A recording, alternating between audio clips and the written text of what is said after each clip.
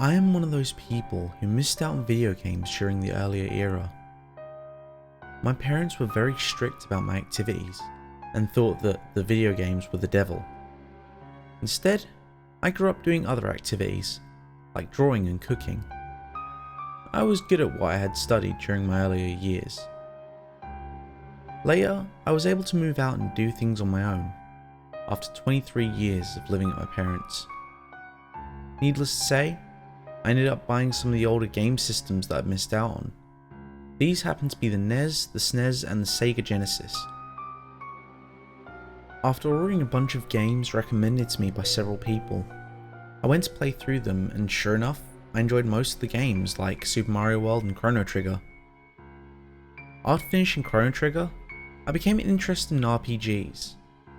I went to ask several people if they knew about any RPGs that I might like. Surely enough, I was told about Earthbound, which was a super rare game, usually priced over £100 on eBay. I was unable to afford paying that much, so I decided to go on YouTube and search up a playthrough for Earthbound. I was amazed at what I saw. It was no wonder the game was so popular. A game that took place in the modern setting with an alien invasion. What more could you ask for? I spent the entire day watching the whole playthrough of Earthbound, and became hooked to it despite having seen the entire playthrough of it. Sadly, I wasn't able to find a good deal on the game, and gave up on my hunt for a bit. About a month later, I got lucky. After having been subscribed to a Let's Player that I know very well, he posted a video on YouTube announcing that he was trading a couple of games.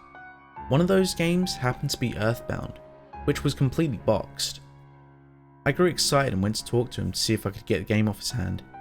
After making a deal to give up my more valuable games which I had gotten over the past few months, I was finally able to strike a deal. I refuse to give out the name of this person because I know he isn't to blame for what I'm about to talk about. After waiting a few days, the package containing my new game arrived. The box looked to be in perfect condition, something rare for an old game like Earthbound. I opened the box carefully and took the cartridge out, leaving the huge strategy guide in the box. I insert the game into the SNES, flipping on the power switch. I watched the staticky screen form the words, "The War Against Gygus." Afterwards, the intro began to play out, which is where I began to notice something strange.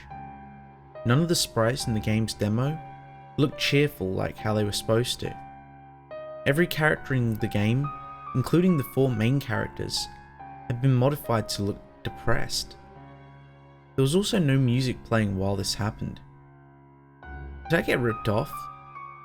Had I got a terrible hack instead? I watched through the whole demo before deciding to go to the menu. After selecting a new file in the main menu, Ness would walk in and carry that saddened expression, which really wasn't even like him. He would carry this expression throughout the whole game, even if you had him riding the bicycle in Tucson. Every other playable character and NPC in the game would have the same expression as well. Despite the sprites having been modded, the game would play normally at this point, making me think that this was a weak hack. I continued playing the game until I got to the part where I needed to save Picky. After leaving my house with Pokey and King, I had my first problem. All of the enemies in the area would try to avoid me and run away the moment they saw me. This would usually happen whenever you beat a boss for that area. But even at level 1, the enemies still wanted nothing to do with Ness. Even if you were to corner them, they would only go right through the wall. All of them also having their sprites modified to look saddened. No matter where you went in the game, you would be unable to fight any of the roaming enemies because they would avoid you no matter how persistent you were. Because of this, it was impossible to even level up. I kept playing, saving Picky and heading back down the hill until I got to the Starman Jr. After being threatened by him, Starman Jr. immediately disappeared and Buzz Buzz continued his dialogue as if Ness had just beaten him. This was another problem with the hack. It would skip the boss fights as well. After going in Pokey's house, the same theme that would usually play in the area wasn't there. Instead, it was just silence like the opening demo. After Pokey's father ended up catching the two going out, he sent them upstairs to scold them like in the original game. There was a difference here. After Pokey's dad went upstairs, an odd sound effect was supposed to play, but instead, there was what sounded like crying from a child in distress. After seeing Buzz Buzz get smashed by Pokey's mum, I went to talk to him. What Buzz Buzz had to tell me was different than his usual speech in that part of the game. Buzz Buzz began to talk to me about how I wasn't the chosen one and how the whole world couldn't be saved. Before fading away, Buzz Buzz still handed me the Sound Stone. During this whole scene, he acted like there was a much bigger threat than Gygus, who was of course the antagonist of the game. At this point in the game, everything played like it was supposed to, despite the lack of being able to fight enemies and the depressing sprites. I made it to the Giant Step, which was supposed to be the first sanctuary location in the game. After going to the record location, I headed back down. During the middle of my trip back, the game started to lag. The lag was awful. It caused the game's music to act up, along with my character moving slower than before. After trying to get Ness to leave the area, a blue swirl appeared letting me know that I had hit an enemy. I thought it was one of those black Antoid enemies, due to how tiny they were on the map. But it turned out to be a much different enemy. It looked to be a blue recoloured smiling sphere from Dusty Dunes Desert, an area found later in the game. Only it looked just to be a blue orb without the smiley face on it. Was this supposed to be a new enemy added into this hack? The battle message popped up saying, "Friend begins to form around you." The music playing during this fight was the unsettling theme that you would hear when Pooh meditated around Dalam. Then another message immediately popped up asking me a question that I didn't know the answer to. Where's Jacob? This text moved very slowly, like how Gygus would talk to you during the fight against him. But who was Jacob? I remember viewing that Let's Play of Earthbound and never saw that person finding anyone called Jacob in the game. There was a lack of background in the battle, with it only being a black screen. I thought this was just an Easter egg put into the game by the hacker. I ended up only doing a few points of damage to the thing. It would then repeat its question, asking me where Jacob is. I grew frustrated after about 10 minutes of trying to kill the thing and getting nowhere. I decided to run away, but this wouldn't be the last time I would encounter this thing. The further I got in the game, the more frequent I would encounter Friend. After having gotten to Tucson and going to the Polestar preschool, the game lagged again like it did back at the Giant Gap. Soon enough, the blue swirl appeared and I encountered Friend again. This time, I just ran away. Because it was an invisible enemy on the map, the only way you would know it's around is when the game started to lag. The third time I encountered Friend was still at Tucson, but I forgot where. When I got into this encounter, I noticed that the background was completely different. Instead of the background being plain black, this time, it was completely white. Just as I was about to run away, I saw something disturbing float across the screen. It was a silhouette of what looked to be a deformed child, but it was hard to tell. I began to feel uneasy as I watched the thing float across the screen. I wanted to get out of there, but I was unable to do so on my first try. Afterwards, Friend began to ask me where Jacob was over and over again, till the whole text box was filled with the question, which took forever. When I tried to run away, I was able to get away, which was a relief to me. At this point, I wanted to try and finish the hack as quickly as possible. The only way I could progress any further was to sell the items I found in the gift boxes, so I could pay Applekid the $200 he needed. This was because I was still unable to fight anything. I played through, rescuing Paula and getting rid of the zombies in Threed.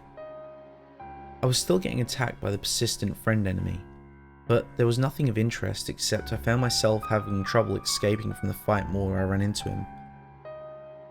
I also ended up running into him twice while I was heading back to Threed from Saturn Valley. The game was going very fast due to its nature of skipping boss fights. I was about to end at my favourite city in the game, which was Forside.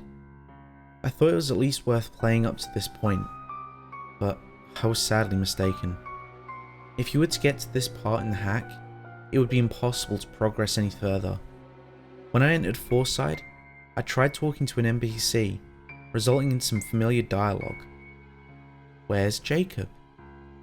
I began to feel spooked trying to talk to everyone else, but they would only ask me the same question. I tried to go see the Runway 5, but was unable to get a ticket because of being asked that damn question, with no option of buying a ticket. I wanted to leave the city and go back to check on Threed. As I tried to head back, the game began to seriously lag, which made me know it was coming. When I got into the battle with Friend this time, I noticed the background to be all staticky. If you were to look carefully, you would see all kinds of deformed looking silhouettes in the background, with some of them not even looking human. This time, it took a very long time to run away, but after about 8 tries, I was finally able to do so. When I got back to Threed, I was still being asked about Jacob, and I knew what I had to do. I turned off the power to the game, and then turned it back on in the hopes that it would fix the issues with the NPCs. When I got back to the main menu, I noticed that my data had been erased. I was pretty annoyed, but I noticed another file that I hadn't seen before. I realized that I started a new game so quickly the first time that I didn't even see this file.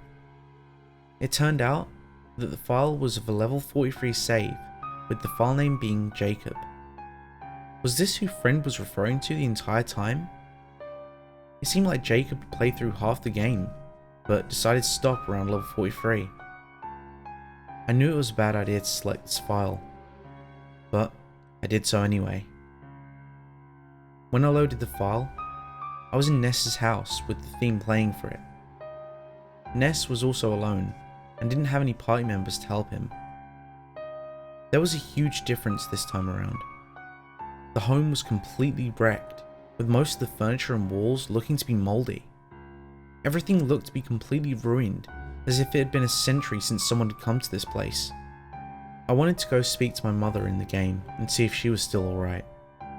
That turned out to be a big mistake. After getting to the staircase, I saw the skeleton of my mother laying on the floor.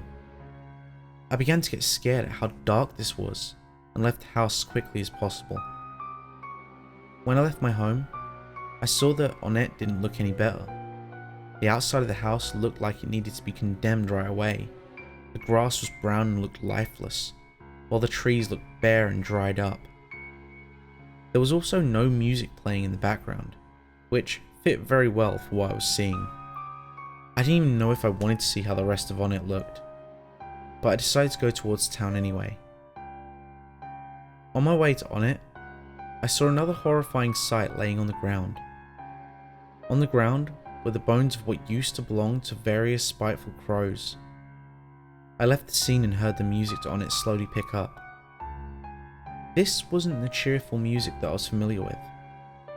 The instruments sounded very old, as if the musicians were struggling to even play them properly. It sounded very depressing and it put me on the edge of tears. There was also no one in town, just the skeletons of the people who used to live here. This is what I was afraid of. I was unable to get into some of the buildings because some of the skeletons were blocking the doors. There were a couple of places I could get into, but none of them had anything of interest and looked no better than how my place looked. When I wandered around the ruins of what used to be on it, a message box popped up. Do I still have a purpose? After this, the game began to lag, and it was the worst lag I'd experienced. After the lag stopped, I got into another encounter, and at this point I knew exactly who it was. Friend. This time, the background was complete static, and none of the silhouettes from before could be seen. The music was also changed from when Gygus was close to being defeated. Friend was grey now, as opposed to being blue. Because I was level 42 in this save, I tried to attack Friend and was able to deal a bit more damage to him this time. Because of this, I wanted nothing more than to put that thing out of its misery. Friend didn't even try to ask me where Jacob was, but instead did nothing and would only cry throughout the whole battle. After a couple of rounds, I got another message. Do I no longer have any purpose? I continued to try and damage Friend until it gave me one last message. Farewell, Jacob. Friend then began to disappear like any other enemy would in the game.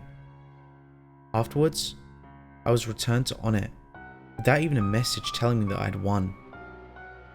I found myself unable to even move my character, and just stood there. After 20 seconds, the game completely froze, and the screen went black, staying that way. I took the game out and tried to blow on the cartridge, but it wouldn't play. After trying to get the cartridge to work about 3 more times, I gave up. And to be honest, I was glad it was all over. I had one more thing to take care of. I went to contact the person who'd done the trade with me for this messed up hack. I was furious and demanded answers, telling him what I'd just experienced, but I left out some of the things in fear that you would think I was a complete lunatic. He told me then that he was sorry and that he hadn't checked the game because he didn't want to open the box it came in. He told me he would give me back my games since he'd gotten the box free from someone who didn't even want the game anymore. Was this person Jacob? I guess I'll never know. Since I felt bad, I offered to take back half the games I'd trade him, since I knew it wasn't his fault entirely. He told me I could just keep the game since it was worthless. So I did. I went to put it back in the box it came in, but I saw something that gave me shivers. The box that looked perfect before was now completely torn and looked to be mouldy, as if it had been kept in a bad area for so long. The player's guide wasn't any better. Most of the pages had been torn out, and any of the pages that were remaining were now unreadable. I threw everything out that I had gotten on that day. Thank you for listening to the end.